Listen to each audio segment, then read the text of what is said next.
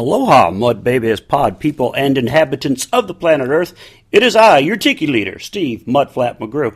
I am in Las Vegas this week, appearing at Brad Garrett's Comedy Club in the beautiful MGM Grand.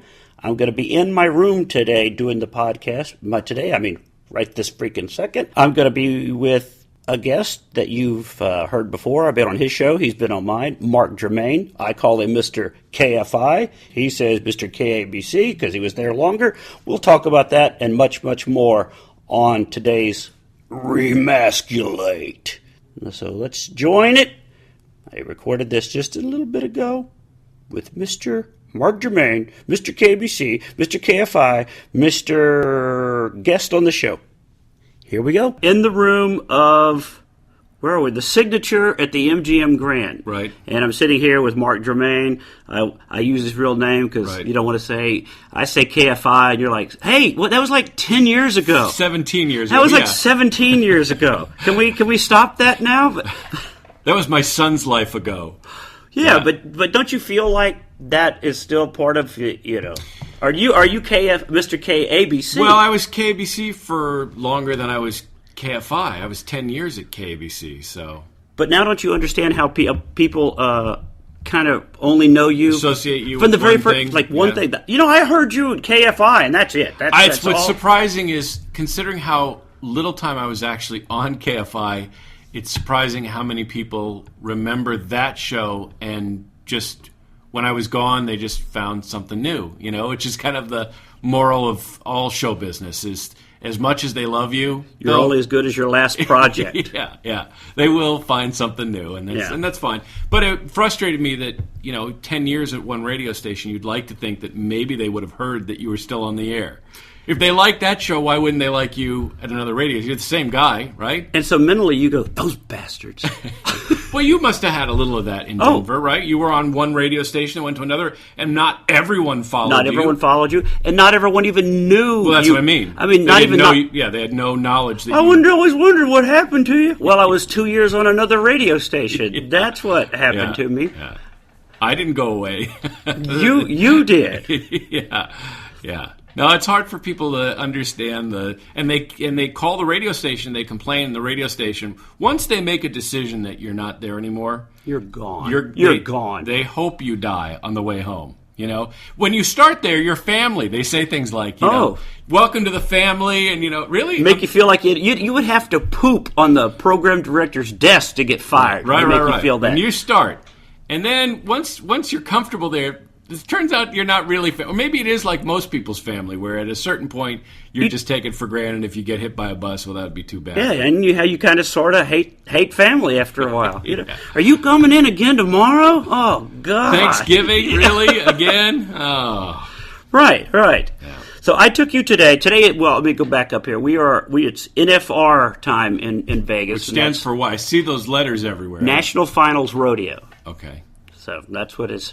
Is it a real rodeo's final? Like the top guys compete, and then the one guy gets the big crown and the belt buckle? Is that going to be what it is? That's okay. Yeah. And you're not much into this, right? Well, as a city folk, you were. I grew up in Los Angeles, so there wasn't a lot of rodeos going on in L.A. But I did live near the fairgrounds. So for the last, 15 years that I lived in L.A., I lived near the fairgrounds. So I guess I have a little bit of country in me. Did you go to this, or did you just hear it off in the distance? Well, the county fair was only like 2 weeks a year. I think it was in September. So it isn't like a year-round. There are events going on year-round, but the county fair is only 2 weeks a year. Right. But yeah, and we'd go most year because it was like, the petting zoo for the kids and that kind of stuff. I heard in L.A. you are the petting zoo for the kids. That's also true. Well, for the older guys. Until the police ask you to leave. That's mostly true, yeah. So if you have never really experienced this, you don't know what it's like to see the monkey ride the dogs then, right? I don't know what you're talking about. See? Monkeys riding dogs? Right. That's an event? A quote from me, as my friends know this, it's not a rodeo till the monkey rides the dog. Monkey's name is Whiplash.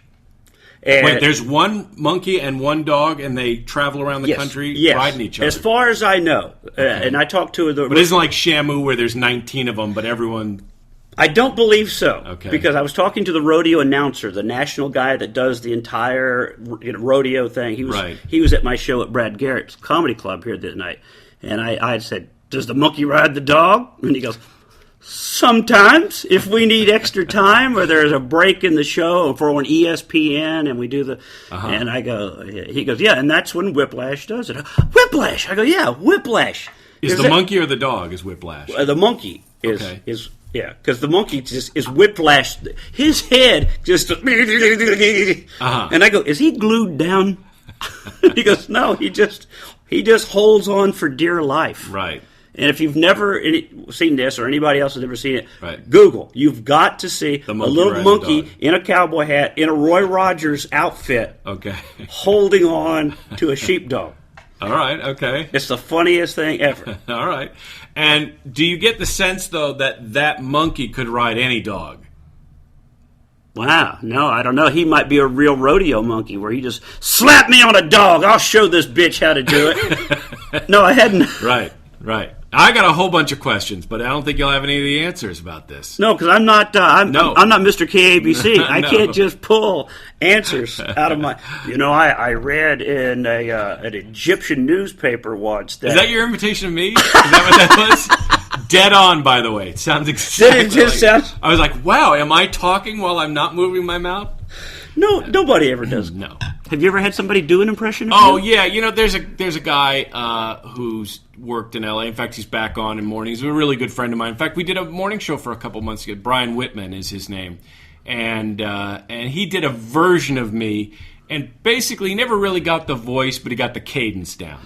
And that's very important. Yeah, and that's half of it. That's half the impression is the words that you choose and the way you speak as opposed to getting the voice right. Right. So he had half of it down, and it was kind of a funny. But there are people that he's an amazing impressionist, and he can do Bill Clinton, he can do George Bush, he can do, and then there's certain people that he says I just can't get it, like he can't get Obama. And Obama's got kind of a weird way of speaking and stuff. But Daryl That's your politics, yeah. Daryl Hammond had said years ago, I had him on the radio show interviewing, and he said just getting a few things down was very, like you said, the cadence or the words that they use, like, if you watch a lot of people that used to do Bush, there's certain just things that they not going to do it. Not going to do it. Not going to do it. Or Reagan is. Point of light. Yeah, points of light. Points of light. Or Reagan. Well, yeah. Everyone can do a little Reagan. Right. And have you noticed that anybody that is an impressionist does those impressions? The hacks. Is that what it is? I think so. I think the better impressionist is not going to do, he's not going to do, the scene from A Few Good Men when he's doing Nicholson. You can't handle it. It's like, yeah. What if Nicholson was a dentist? You can't handle the tooth. Thank you. Good night. That kind of stuff that they do. Yeah. Well, you've seen enough hack, impressionists, right? I mean, right. But I don't even want to say and I do agree with you. Yeah. But if you see like Rich Little or those guys, they're certain. He's still, Rich Little is still. He's got Vegas dates. He's got to be in his mid to late 80s. Really? But he's doing all these. He's not doing anyone. He's not doing Jay-Z. He's not doing anyone contemporary. He's not doing Snoop Dogg. Ladies and gentlemen, before you die, let me do Walter Brennan one more time for you. Exactly. Well, who wants to? How's that contemporary and getting an audience in Vegas? But I guess there are people who, grew up watching him on The Tonight Show and want him to do... Have you seen anybody do much contemporary? Because that was where I was going to go with this. No matter even the clubs, you don't see... Christopher Walken is one of the newest guys, and how long has that been around? That's one of the newest. I love Chris. But now there's a whole shitload of new. Can I say that? Yeah, it's my show. There's a whole bunch of new celebrities and performers, but nobody's really doing them. Is that because they're not distinctive enough, or what do you think? I don't know. I don't know the answer. I think there are comedians who latch on to someone who's contemporary that do performance, but maybe that's not their whole act. Whereas Rich Little he doesn't tell jokes, he just does his impressions, and that was his act for 60 years. Yeah. And that's why I think it's kind of sad shadow of it. So I'm sure I would have a tough time finding humor in it. Right. But there are people who do. I'm trying to think of someone who. Well, you know what? You can always make fun of musicians. So like David Spade does a great Tom Petty. Yeah. Which. Okay, Tom Petty's been around for what 30 year is Tom years. Petty? Yeah, okay, but nonetheless, Tom Petty is still contemporary, right? My kids know who Tom Petty is. Yeah, he's the guy slamming country music these days. Is that what he's doing? Oh, yeah. He what's just had his a whole thing. He doesn't like the new... And everybody listening to this show know I've mentioned this for me, but Tom Petty just does not like the new... He called it like it's just rock music. It's back to... I wish I knew that. I can't remember the exact quote, but he's basically saying he's it's such a guy but... who seems to love music. He's one of those guys that's like a musicologist that happens to be a musician and performer. That I wonder if he's really slamming it the way you interpret he's slamming it, or is he saying I'd like something fresh and new, or is he saying they're really just they put on a cowboy hat, but they're really singing rock and roll? That's what he's saying. Well, I mean, but that's a fair criticism, right? Yeah, I think so. Oh, I thought you were saying it wasn't. No, I know people are almost getting tired of this. My girlfriend jumped my shit the other day about it. She was like, all right, I know you don't like it. I do. Right. So could we just like, but it's not. Yeah, you got country music and again, I'm looking at it from a very amateur novice perspective. It's not really my genre of music, but I do, I know who Trisha Yearwood is. I know the pretty girl country music is what I like to call it. You said something the other day when we were on a show together about bro country. Bro country. That was what. So is that like that's the new term? And would that be like not a Trace Atkins? He's more like original country, right? Yeah. And but Jason Aldean, is that bro country? A little bit. It's Luke Bryan. Florida Georgia Line, a lot of the brand new stuff that they're mixing actual rappers, real rappers into country music. Right, and you have a problem with that. Yeah, remember? Don't you think? Please don't turn this off because I'm going to bitch again. But it's got to be that kind of I like whatever's story good. Song. I mean, there's I can find something good in almost every genre of music where. When a guy pulls up to me next to a car and I hear dum dum dum dum, I think, what the who wants to listen to that? But you'll find someone that does that music and you go, well, that's pretty good. I don't particularly care for rap music because I'm a 46-year-old white guy.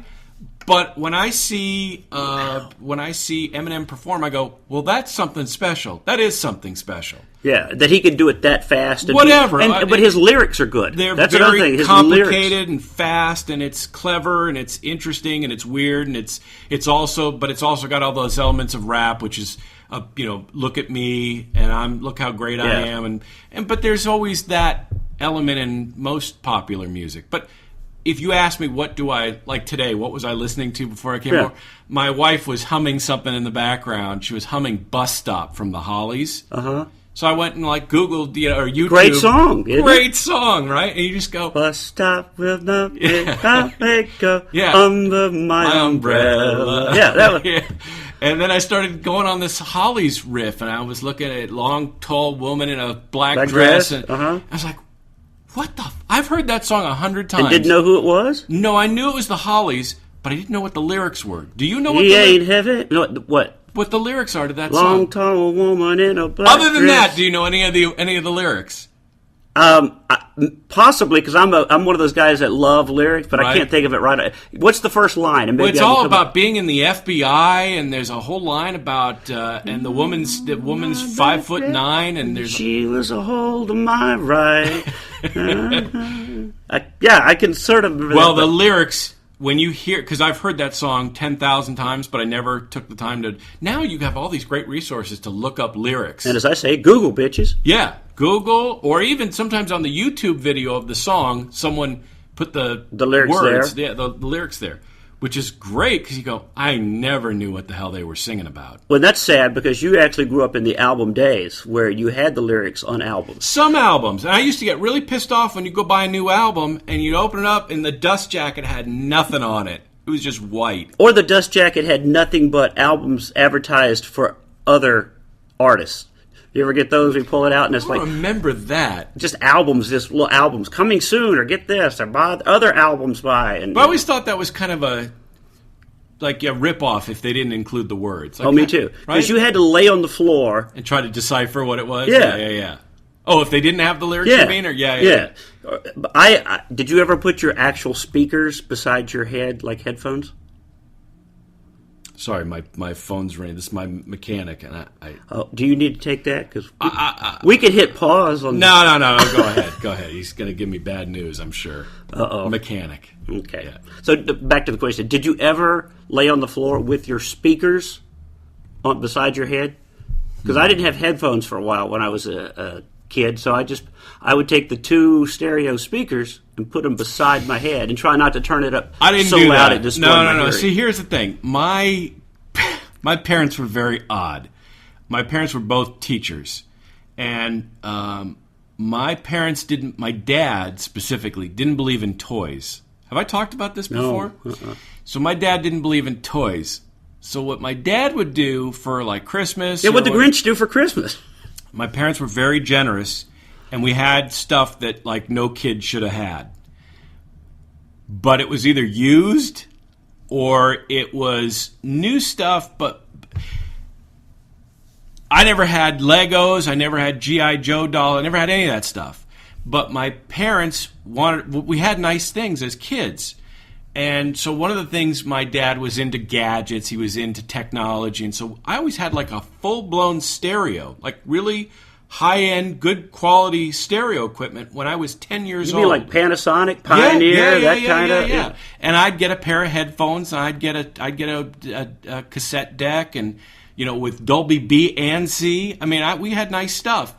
And so when kids would come over to my house, they thought we were rich because I had my own That's color first TV. thought that just went through my head. I know you would think that, but if your parents didn't buy shit toys for, add up the cost of all the toys that you had we as bought a kid, you 40 things at $10 a piece. And I got one $400 thing. We're adjusting for inflation. Yeah. But in reality, and that's why, like, as a kid, I knew how to type with two hands fast when I was 10 years old, because my parents didn't buy us toy typewriters. My dad would go to the Salvation Army and buy a real typewriter. So I knew how to, and that's how I know how to fix stuff, and when the ribbons would get stuck or the keys would get stuck. But we had IBM Selectric typewriters when I was 10, 12 years old. I had an IBM, and those were... You know how much those were? I know, they were a fortune, but they didn't buy them new. They didn't go to, IBM and buy that stuff. They would buy that stuff. They had a friend that knew how to get that stuff. And occasionally I remember my parents had a friend that was a pawn dealer, that owned a pawn shop. And he'd call my dad when he had something that he knew, my dad would be interested in. And so we always had nice things, but we didn't have toys. And here's another one. You'll like this. My parents didn't believe in guns because they're crazy liberals. And so there's a picture of my oldest brother, who was in the picture looks like he's about 3 or 4 years old, and he's in a cowboy uniform, and he's got a holster. Uh-huh. And what's in the holster? A gun? A gavel. A gavel? A gavel. So my parents believed in the law, they just didn't believe in guns. So I don't remember ever seeing Matt Dillon carrying a gavel around no one meting out justice. Meting out justice with a gavel. Have Gavel Will Travel. That's right. Was not a show. No. I know. It's weird. But so anyway, and if you've been to my house, you saw I've just got computers and technology. I think it was in the west wing of your house. Yeah. The massive estate. Massive estate. Yeah. Where you were parking your own cars in neighbors' driveways. That's true. It's a little embarrassing, but it's true. Yeah. Oh, so I think I started to take us down. Oh, the NFR. Yes. Get back to that because I wanted to say I took you into the Western Wear exhibit. It's the giant hall over here at the MGM Grand. Right. Which the whole city's going to... I know that the Thomas and Mack Center, which is where they play basketball games... Yeah. It's going to be a place where you go and shop for Western wear. Country Christmas. However they do this. But you first walked in and were like... I could tell by looking at you, were like, who are this? What is all this? And all of a sudden he goes... Wonder how many NPR listeners are in here. I don't. Yeah, I didn't get a sense that was a big place for National Public Radio. And I have to say, been around. I didn't see a lot of Terry Gross stickers on the fans there. No, I didn't see one Rachel Maddow T-shirt MSNBC. on anybody either. No. That's no. Yeah. I was going to take us down another place, but I'll stay on the rodeo for a second. Okay. But I was even taken back by how many ropeable things were in there. All the ropeable things, all the fake little the bulls and the steers, and there was big ones and little ones. And that one was shooting out of a mechanical chute, and then we walk around the corner, and they've got table versions, and they're roping on the. And you were like, maybe I should get one. Yeah, bring it home. Put it in the bedroom. And I'm like, no, you got a wife. That's what those run. Yeah, and expensive stuff. I mean, there were $500-$600 cowboy boots, and we were looking at saddles, horse saddles, and they were thousands of dollars. What was that one you turned around? $3,500. Well, I think it was just an average one was $3,500. I think my guess is the sky's the limit. You probably spend $15,000. That's your ass. It's very important. I know, but you don't want like a big. Can I just get a piece of foam and put that on? No. No. Do you get the sense that the people who are buying $3,500 saddles, are they putting it on their horse, or is that like something you put in your living room as a display item? I think that's that those ones we were looking at those were definitely for use. Those you'd have gone around, which we didn't see, but there's those ones that are just inlaid with jewels and silver, and those are your.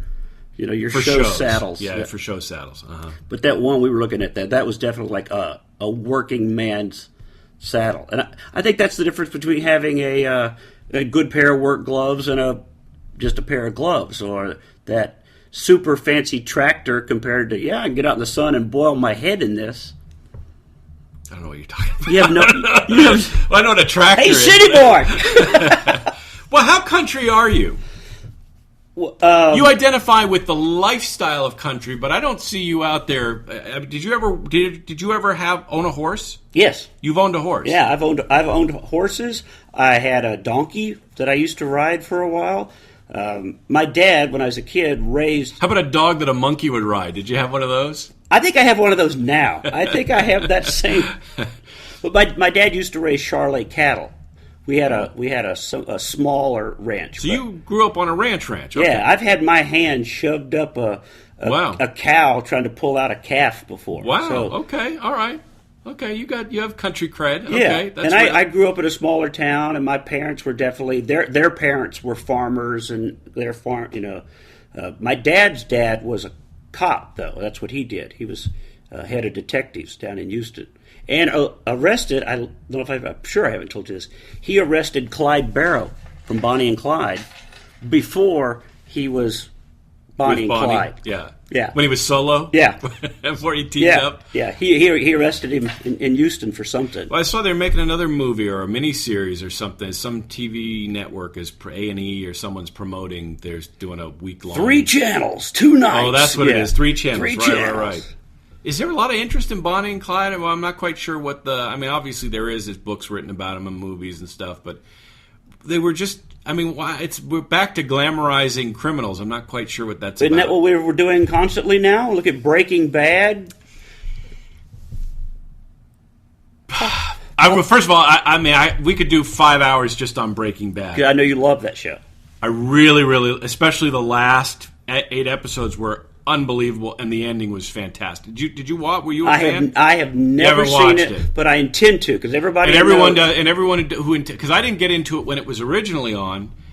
Everyone kept saying you got to watch this show, and then I got into it between the 8th season or the 5th season was split up by 8 episodes and another 8 episodes, and there's a year apart. Well, I got into it during that year apart. So you were able to go back, Netflix it, and catch up? I Netflixed it, and we you binge watch. Right. I've done that on several shows now. It's like 54 hours of Breaking Bad, 56, whatever it is, hours of show. So you got a lot to catch up. And then you start realizing, I'm only in season 2, episode 4. I got a ways to go. And then you just start watching them, concurrently. And when there's no commercials and there's nothing to stop you, you really can burn through them pretty fast. Yeah.